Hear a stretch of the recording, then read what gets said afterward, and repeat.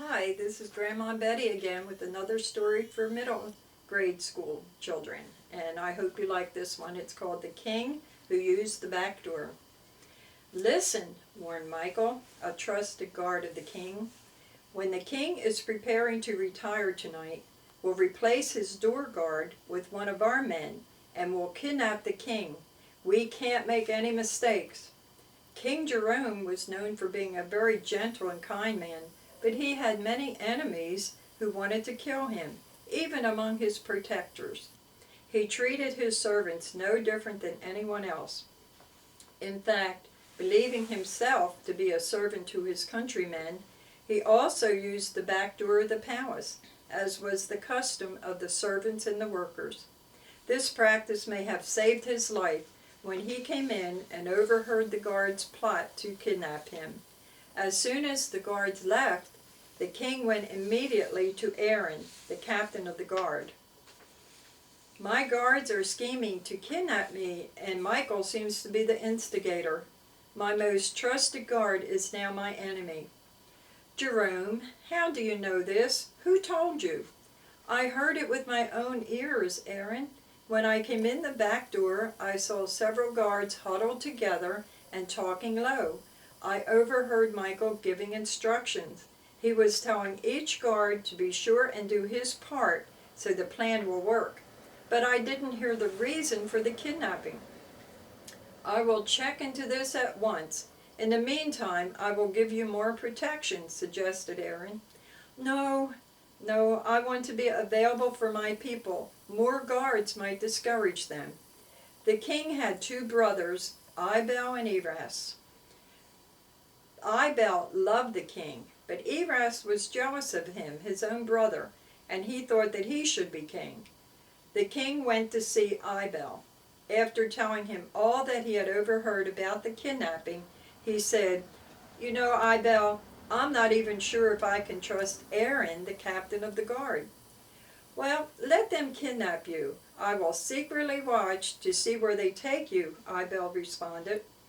Later that night, when the king was preparing to retire, he heard a little rumbling outside his room. He peeked out the door and heard a guard insisting it was his watch at the door. "You must be mistaken," he said.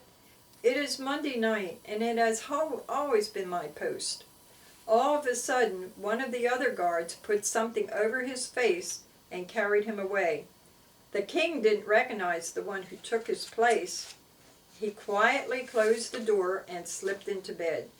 He couldn't sleep, though, knowing he was about to be kidnapped, but he felt secure that Ibel was watching. A few hours later, he heard a guard say, "Put the hood over his head."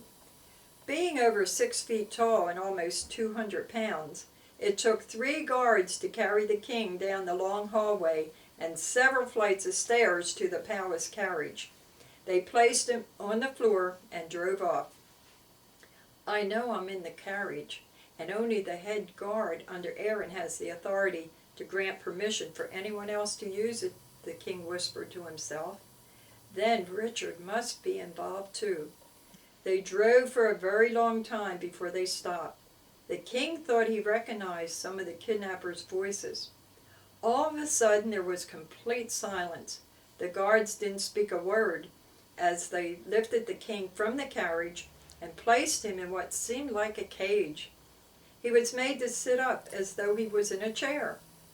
Then they lowered him into a deep, old, abandoned well.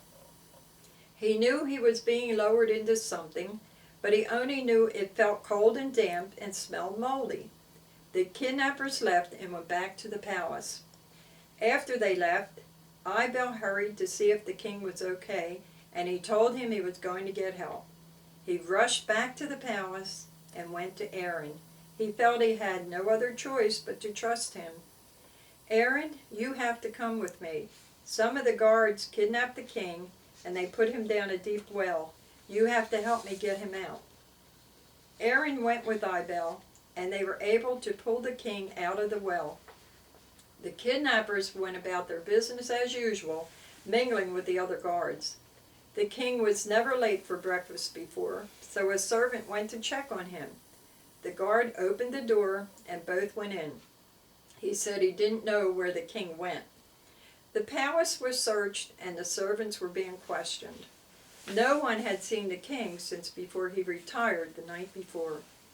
All of a sudden the back door swung open and in walked King Jerome.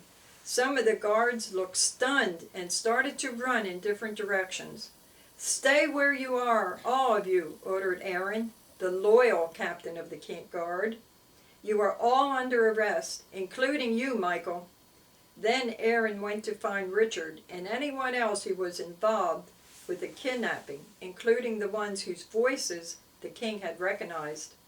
Michael admitted that Eras, the brother of the king, had planned the kidnapping.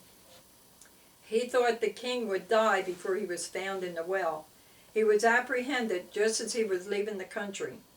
"Eras, do you want to be king so much that you would even kill your own brother?" asked Ibel. "Yes, I should be king." "Why do you think that? You are the youngest brother." "Jerome is too timid. I would be stronger. People need to be pushed into obeying. He is too gentle and kind."